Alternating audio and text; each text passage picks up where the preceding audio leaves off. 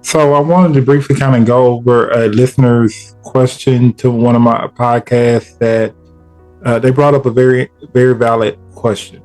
And the question was, what are one of the indicators to tell you that a person is ready to get married? And this is definitely for those people that are kind of looking to actually like get married within the next couple months, within the next year. This is a very important thing, a very important question if you're really seeking to get married.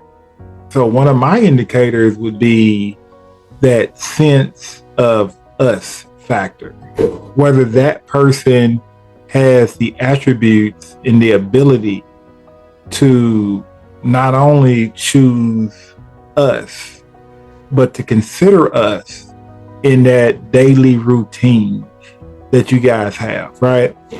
So if you notice that a person, as they carry out their day, they make decisions or they choose to do things without your knowledge, and these things may actually affect you and your household in general. If you notice that that person is doing these things now that obviously they're your fiance and they're, pretty much about to be your husband, wife, and they're doing these things now, what makes you believe that whenever you guys do get married, they're going to stop doing that?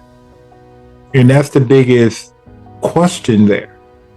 And when you have such a big question going into marriage, that's almost like one of those red flags there for most people, because sometimes we underestimate that sense of us factor.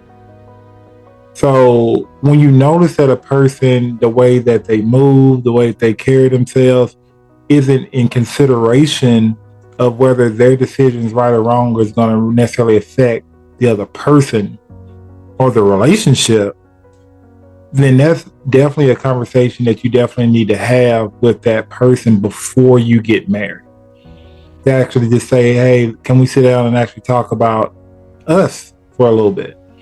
Like, I noticed that whenever you choose to do specific things in our relationship, it seems like there's not a lot of that consideration for us in those decisions. Can you kind of explain to me why it may look that way, right? And in order to actually get to the bottom of that, you actually have to be there in that conversation to listen to that person, to hear them out, and allow them to actually speak to you. And it's okay to actually paraphrase what they actually said back to them in order for them to actually get that understanding that you heard them, right? But in that conversation, also, you must have that same instance where you have that ability to actually communicate where you're at based on what you heard as well, which is that back and forth thing, right?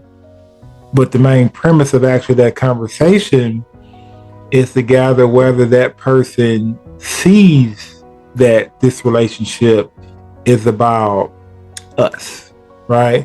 Which is whether their actions or your actions are considered when it comes to decision making and come to like really being that submissive partner to each other, right? And the other part of that, especially when you talk about marriage, is can that person put their, I guess, stuff to the side, right? And what I mean by stuff, which is, can that person really put that selfishness to a certain degree? Because I think that to a certain degree, we all are inherently selfish, and you have to be very intentional not to be that way, especially when you're in a relationship, because a relationship takes two people to actually make that work. But specifically from a relationship standpoint, can that person put that idea of choosing me the majority of the time and to the side to actually at least consider us in your decision making, as far as like how you move, when you move, where you move, so that we can move together. That's the biggest thing. And when I mean by that put that instance of wanting to be selfish to the side, I'm not saying that you should not take care of yourself. That's not what I'm saying. I'm not saying that you shouldn't prioritize yourself, because all of those elements are still implemented in marriage. They just take conversation. They just take you actually having a conversation with your partner and putting when and where together, right?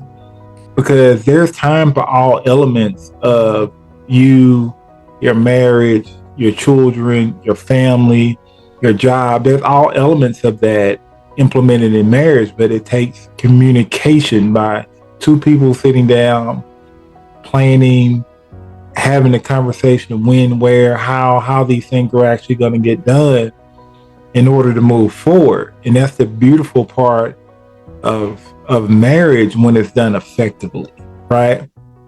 So whenever you consider like being married or the idea of wanting to get married, think about it in relation to us, right? Does this person have the us factor now? Not later, but now. Are they consistent at us? Are they considering us? Are they looking at my needs and what I need from them and this marriage? And am I looking at their needs and what they need from marriage? And are we both meeting those needs of the other person? Because sometimes you meeting that need might be you meeting that need and they meeting your need. Basically, it's reciprocal. And that's not you choosing to wait until they meet your need, then you're gonna meet their need. No, that's not how it works. That's like you meeting their need, they're meeting your need, and you guys meeting meeting that middle without watching that other person to see if they're gonna do it first. Because that rolls into a whole different conversation when you talk about trust, right? And trust that person would uphold their word, trust that person would uphold their commitment, trust that person has your best interest at heart when it comes to this relationship, which that's a whole different conversation. But when it comes to us as part of like rolling into marriage, as part of starting this union together, to me, I think that's a non-negotiable, right? Like if that us isn't there, it's very difficult for things that happen in marriage to happen effectively. You know, like dealing with family, dealing with kids, dealing with maybe property, dealing with finances, dealing with all these different avenues of things that you may have to deal with in marriage. If a person seems to do that as an individual, tries to deal with that as an individual, it can cause you to struggle in marriage. So just kind of consider that, like if you're on your road to marriage, is there an us factor there? Because again, if it's not, I know I've repeated this a couple times, if it's not, you might want to kind of put a little pause on actually getting married right now in order to develop that in that relationship, if that is possible for you to develop that, so that you can make the best and right decision moving forward in that relationship and then also your life.